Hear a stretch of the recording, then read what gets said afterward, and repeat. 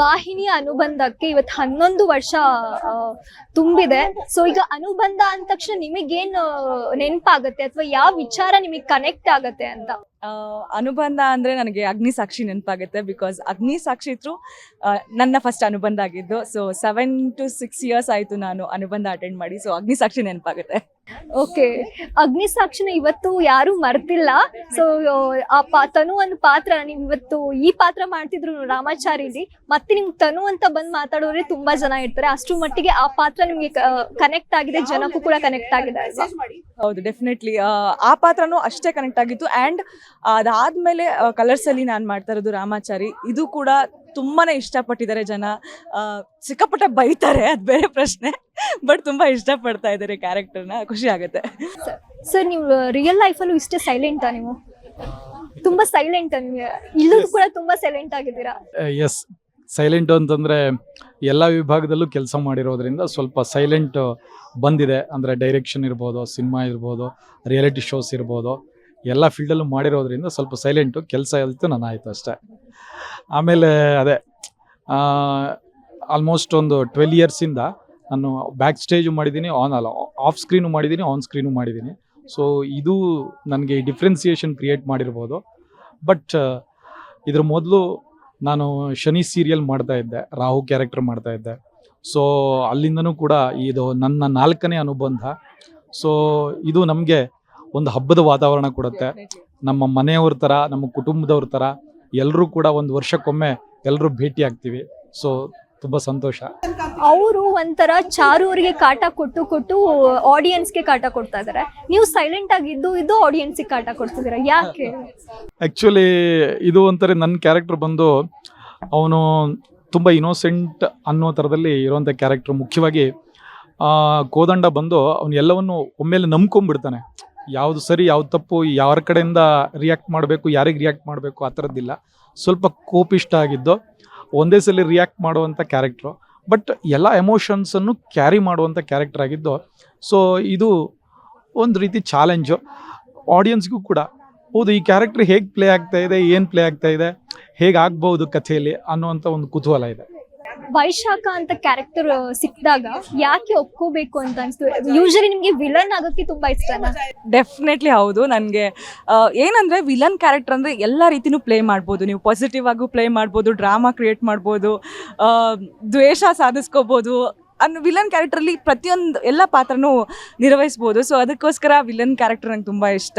ಪಾಸಿಟಿವಲ್ಲಿ ಬರೀ ಅಳೋದೇ ಇರುತ್ತೆ, ಅದಕ್ಕೆ ಸ್ವಲ್ಪ ನಿಮಗೆ ಅಳ್ಸೋದು ನನಗೆ ಅಳ್ಸೋದು ಇಷ್ಟ. ಓಕೆ, ಈಗ ನೀವು ಇಷ್ಟು ಅಂದ್ರೆ ಈಗ ಜನಕ್ಕೆ ಹೊಡಿಬೇಕು ನಿಮ್ಮನ್ನ ಅಂತ ಅನ್ನಿಸ್ದಾಗ್ಲೇ ಅಲ್ವಾ ನಿಮ್ ಪಾತ್ರ ಗೆದ್ದಿದೆ ಅಂತ ಗೊತ್ತಾಗೋದು.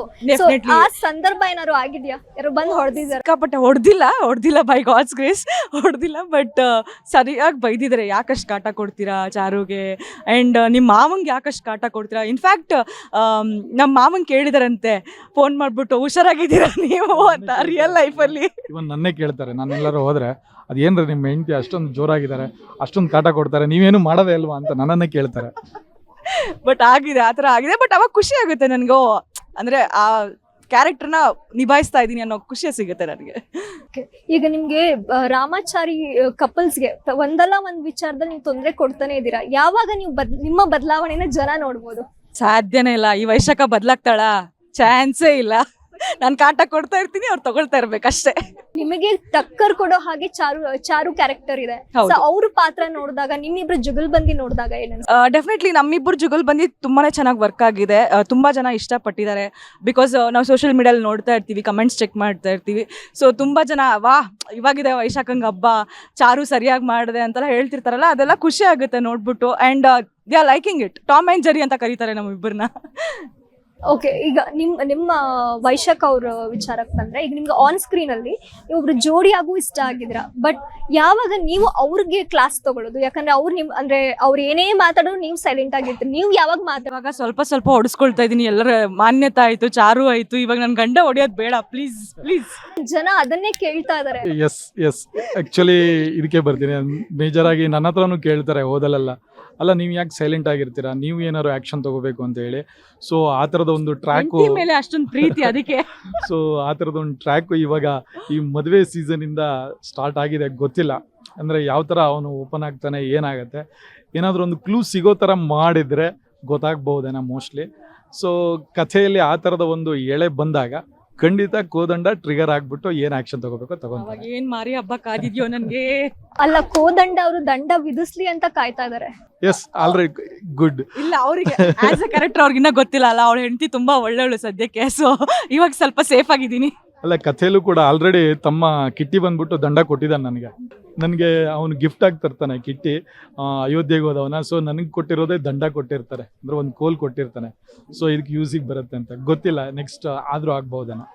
ವೈಶಾಖ ಅವ್ರಿಗೆ ಈಗ ನಿಮ್ಗೆ ಇದು ಆನ್ ಸ್ಕ್ರೀನ್ ಬಿಟ್ಟು ಆಫ್ ಸ್ಕ್ರೀನ್ ಅಲ್ಲಿ ಕೂಡ ನಿಮ್ಮ ಪಾರ್ಟ್ನರ್ ಕೂಡ ಒಬ್ರು ಆರ್ಟಿಸ್ಟೇ. ಸೊ ಆರ್ಟಿಸ್ಟ್ ಆಗಿರೋದ್ರಿಂದ ನಿಮ್ಗೆ ಸಪೋರ್ಟ್ ಕೂಡ ಅದೇ ತರ ಸಿಕ್ಕಿರತ್ತೆ. ಸೊ ಅವ್ರ ಬಗ್ಗೆ ನೀವೇನ್ ಹೇಳಿ? ಹೌದು, ಬಿಕಾಸ್ ಅವರು ಕೂಡ ಆರ್ಟಿಸ್ಟ್ ಆಗಿರೋದ್ರಿಂದ ನನ್ನ ಸೀರಿಯಲ್ನ ಫಾಲೋ ಮಾಡ್ತಾರೆ, ನನ್ನ ಸೀನ್ಸ್ನ ನೋಡ್ತಾ ಇರ್ತಾರೆ ಆ್ಯಂಡ್ ಕರೆಕ್ಷನ್ಸ್ ಹೇಳ್ತಾ ಇರ್ತಾರೆ ಆ್ಯಂಡ್ ಚೆನ್ನಾಗಿ ಮಾಡಿದೆ, ಚೆನ್ನಾಗಿ ಮಾಡಿದ್ಯಾ ಅಂತ ಹೇಳ್ತಾರೆ, ಇನ್ನೂ ಚೆನ್ನಾಗಿ ಮಾಡು ಅಂತ ಹೇಳ್ತಾರೆ. ಸೊ ಡೆಫಿನೆಟ್ಲಿ ಅವ್ರ ಸಪೋರ್ಟ್ ಅಂತೂ ನಂಗೆ ತುಂಬ ಇದೆ.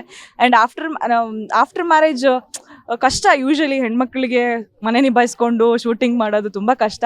But he is very supportive. ನೀನೇನು ಮಾಡಿಲ್ಲ ಅಂದ್ರೆ ಪರವಾಗಿಲ್ಲ, ಆನ್ ಟೈಮ್ ಶೂಟಿಂಗ್ ಹೋಗು, ಶೂಟಿಂಗ್ ಮುಗಿಸ್ಕೊಂಡ್ ಬಾ ಅಂತ ಹೇಳ್ತಾರೆ.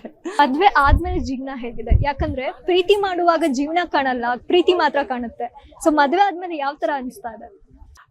ನಾವೇನು ಚೇಂಜ್ ಆಗಿಲ್ಲ ಮದುವೆ ಆದಮೇಲೆ. ಬಿಫೋರ್ ಮ್ಯಾರೇಜ್ ಹೇಗಿದ್ವೋ ಇವಾಗಲೂ ಹಾಗೆ ಇದ್ದೀವಿ. ಇನ್ನೂ ಬಾಂಡ್ ಜಾಸ್ತಿ ಆಗಿದೆ ಹೊರತು ಆ ಥರ ಏನಿಲ್ಲ. ಅದು ಖುಷಿಯಾಗಿದ್ದೀವಿ. ಜಾಸ್ತಿ ಸಪೋರ್ಟ್ ಸಿಗ್ತಾ ಇದೆ. ಮದುವೆಗೂ ಮುಂಚೆ ದೂರ ಇರ್ತಿದ್ವಲ್ಲ, ಅಷ್ಟು ಗೊತ್ತಾಗ್ತಿರ್ಲಿಲ್ಲ. ಇವಾಗ ಒಟ್ಟಿಗೆ ದಿನ ಹಗಲು ರಾತ್ರಿ ಒಬ್ರನ್ನೊಬ್ರನ್ನ ನೋಡಬೇಕು, ಅರ್ಥ ಮಾಡ್ಕೊಳ್ತಾರೆ, ನನ್ನ ಕೆಲಸನ ಅರ್ಥ ಮಾಡ್ಕೊಳ್ತಾರೆ, ನನ್ನ ಬ್ಯುಸಿ ಶೆಡ್ಯೂಲ್ನ ಅರ್ಥ ಮಾಡ್ಕೊಳ್ತಾರೆ. ನಾನು ಆರ್ಟಿಸ್ಟ್ ಆಗಿರೋದ್ರಿಂದ ಅವ್ರ ಬ್ಯುಸಿ ಶೆಡ್ಯೂಲ್ನ ಅರ್ಥ ಮಾಡ್ಕೊಳ್ತೀನಿ. So it's going good. ಇತ್ತೀಚೆಗೆ ಡಿವೋರ್ಸ್ ವಿಚಾರಗಳು ಜಾಸ್ತಿ ಆಗ್ತಾ ಇದೆ. ಸೊ ಅದನ್ನ ನೋಡಿದಾಗ ಜನಕ್ಕೆ ಏನ್ ಮೆಸೇಜ್ ಕೊಡ್ತೀರಾ? ಏನು ಮೆಸೇಜ್ ಅಂದರೆ ಅಂಡರ್ಸ್ಟ್ಯಾಂಡಿಂಗ್ ಇರಬೇಕು, ಒಂದು ಕಪಲಲ್ಲಿ ಅರ್ಥ ಮಾಡ್ಕೋಬೇಕು, ಅವರ ಇಷ್ಟ ಕಷ್ಟಗಳನ್ನ ಅರ್ಥ ಮಾಡ್ಕೋಬೇಕು. ಆ್ಯಂಡ್ ಹೇಳಿ ಅಷ್ಟು ಎಕ್ಸ್ಪೀರಿಯನ್ಸ್ ಇಲ್ಲ, ಇವಾಗ 2 ವರ್ಷ ಆಗಿದೆ ಅದಕ್ಕೋಸ್ಕರ. ಅಲ್ಲ, ನನಗೂ 1 ವರ್ಷ ಆಗಿದೆ. ಬಟ್ ನನಗಿಂತ ಜೂನಿಯರು. ಮೇಜರ್ ಆಗಿ ಏನು ಅಂತಂದರೆ, ಅಭಿರುಚಿಯಿಂದಾಗಿ ನಾವು ಒಬ್ಬರು ಕಪಲ್ ಆಗಿ ಸಮಾಜದಲ್ಲಿ ಕಾಣಿಸ್ಕೋತೀವಿ ಅಂತಂದರೆ ನಮ್ಮ ಅಂಡರ್ಸ್ಟ್ಯಾಂಡಿಂಗ್ ವೆರಿ ಇಂಪಾರ್ಟೆಂಟ್ ಆಗಿರುತ್ತೆ. ಅಂದರೆ ಇಬ್ಬರಲ್ಲೂ ಕೂಡ ಒಬ್ರಿಗೊಬ್ಬರು ಸಪೋರ್ಟಿವ್ ಆಗಿದ್ದು ಇಬ್ಬರು ಬೆಳೆಯೋದಕ್ಕೆ ನೋಡ್ತಾ ಇರಬೇಕು. ಮತ್ತು ಏನು ಮಾಡ್ತೀವಿ ಅನ್ನೋದು ಅವರಲ್ಲಿ ಪ್ಲ್ಯಾನಿಂಗ್ ಇರಬೇಕು.